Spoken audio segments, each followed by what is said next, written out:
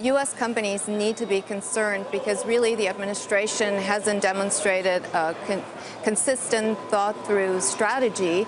I think the players here and their interests have been pretty clear, so that China would not be on the U.S.'s side without any doubt. That was clear from the beginning. But I think U.S. CEOs have been clear, it has been clear to them that Trump would be very unpredictable. It was clear earlier this year, even in Davos, CEOs were very concerned. Li, your group has a long history of trade between China and Iowa. So what direct impact have you seen thus far from the way that the Trump administration is trying to handle the North Korea threat? Well, ever since the Trump administration, took office, when we talked to our clients over in China, there has been a little bit of a roller coaster ride. At first people were really concerned, for possible trade war, and then after the Mar-a-Lago summit, things are looking very bright. And with the 100-day plan, a lot of our clients genuinely are relieved, and they are all talking about the possible trade war seems very unlikely.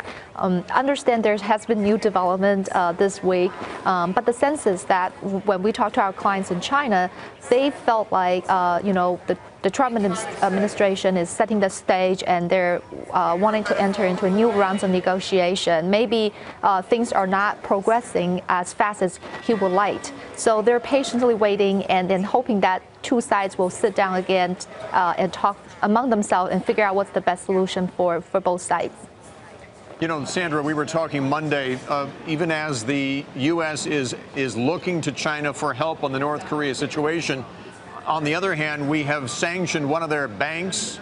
There's been what the Chinese consider to be an encroachment in the South China Sea by U.S. vessels.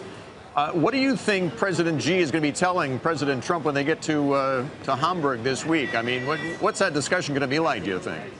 Well, one thing is for sure, if Trump goes beyond the bluster and actually institutes concrete measures, the Chinese will retaliate.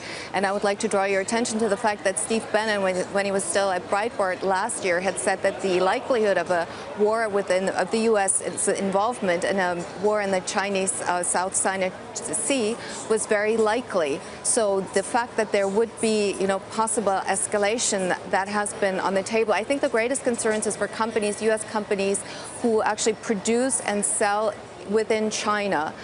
Retaliatory measures could be more subtle, or they could be more drastic, like price dumping and flooding the markets with goods, or just restricting market assets.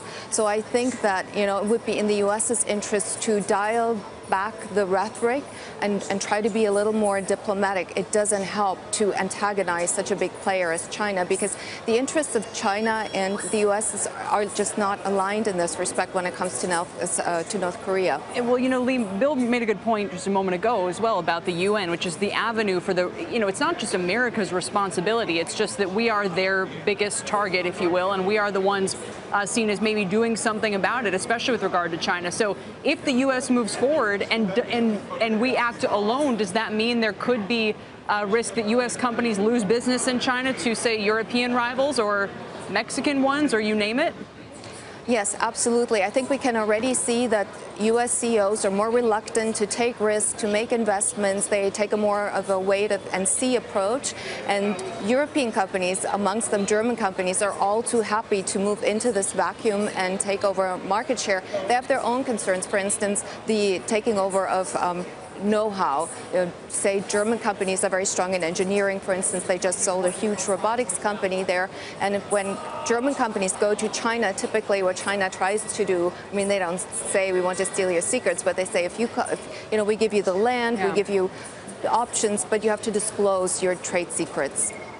Li, what do you trade with China? And the reason I ask, are you likely to see tariffs imposed at some point, and what do you think that would do to the trade relationship?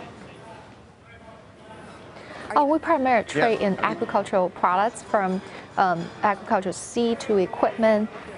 We Well, at this point, it's really hard to tell. Earlier on, several months ago, everybody was talking about that possible trade war. We did entertain the idea if that happened, we might see retaliated tariff being imposed on some of the goods that we're exporting to China.